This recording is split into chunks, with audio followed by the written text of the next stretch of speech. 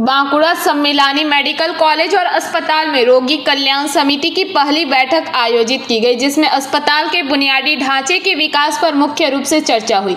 आरजीकर की घटना के बाद मुख्यमंत्री के आदेश पर राज्य के सभी अस्पतालों में रोगी कल्याण संघ को भंग कर दिया गया था, जिसके बाद इस समिति का गठन किया गया है।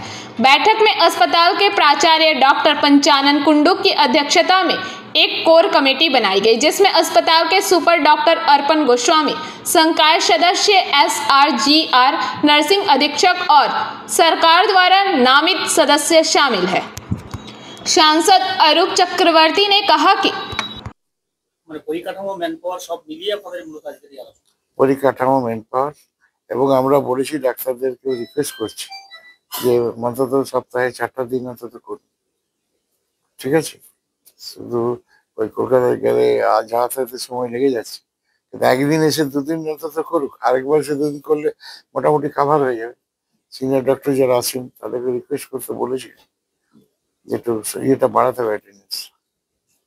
মানে এত সংখ্যা বেড়ে গেছে রোগী, চিন্তা করা যায় না। আমাদের মেন পাওয়ার আমাদের কত রোগী ভর্তি থাকে প্রতিদিন? 1300, প্রায় 1100-1200।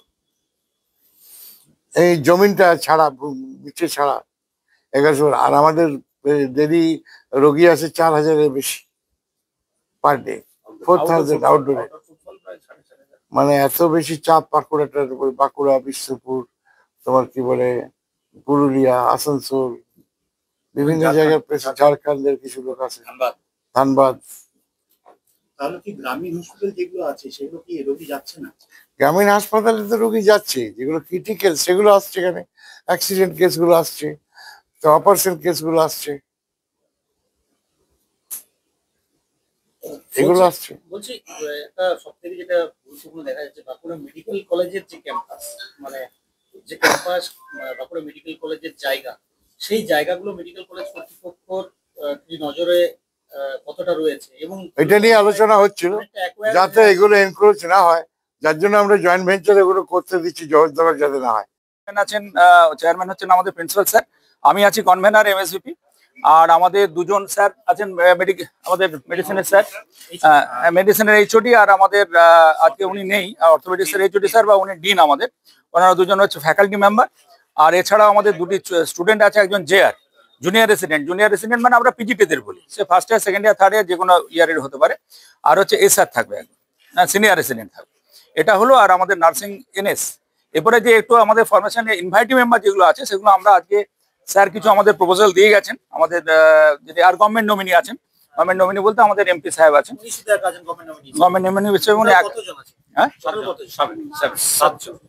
টোটাল 7ই হচ্ছে। প্রিন্সিপাল, MSVP, দুজন টিচার নমিনেটেড বাই প্রিন্সিপাল মানে ফ্যাকাল্টি, আর SRGR আর পাবলিক। 7 জন নিয়ে এটা কোর কমিটি আর কি। এবার আমরা কিছু ইনভাইটিভ মেম্বার আস্তে আস্তে নেবো। উনি কিছু সাজেশন দিয়ে গেছেন, আমাদের মাথার মধ্যে কিছু আছে, বা বিভিন্ন মিটিং এ ডাকা যেতে পারে। কোন মিটিং এ ইনভাইটি। আমাদের রোগী কল্যাণ সমিতি যেটা নতুন ভাবে হয়েছে, রোগী কল্যাণ সমিতি RKS বলা হয়, সেখানে principal of the medical college, chairman, MSVP, medical superintendent cum vice principal, convener, দুজন ফ্যাকাল্টি মেম্বার, তারা নমিনেটেড বাই প্রিন্সিপাল। সেটা আমাদের মধ্যে যা চিন্তা করা হয়েছে, আমাদের ডিন অফ স্টুডেন্টস অ্যাফেয়ার্স এবং সার্জিক্যাল সাইডের অর্থোপেডিক্সের head doctor Randeb Banerjee sir, আর মেডিসিনের হেড আমাদের ডক্টর সামল কুন্ডু স্যার। এবং বিল্ডিং হিসাবেও যদি ধরি, সেই হিসাবে সামল কুন্ডু স্যার এখন মেডিসিন সাইডটাতে রয়েছেন, আর সার্জিক্যাল বিল্ডিংটাতে উনি রয়েছেন। এবারে একজন SR এবং একজন JR। SR এর মধ্যে আমরা দেখলাম যে আমাদের গাইনি এবং পেডিয়াট্রিক্স বিল্ডিংটাতে কোনো রিপ্রেজেন্টেশন নেই, তার জন্য আমরা চয়েস করেছিলাম SR হিসাবে আমাদের পেডিয়াট্রিক্সের SR, মানে সিনিয়র রেসিডেন্ট আপনার MD পেডিয়াট্রিক্সের একজন আছেন। আর JR হিসেবে আমাদের একজন অ্যানাস্থেসিওলজির PGT, তাকে করা হয়েছে। তাহলে এইভাবে। আর পাবলিক রেজিস্ট্রেন্ট হিসাবে যেহেতু নাম এসেছে আমাদের অনারেবল MP। बांकुड़ा से अनुप्राय की रिपोर्ट, PBTV न्यूज।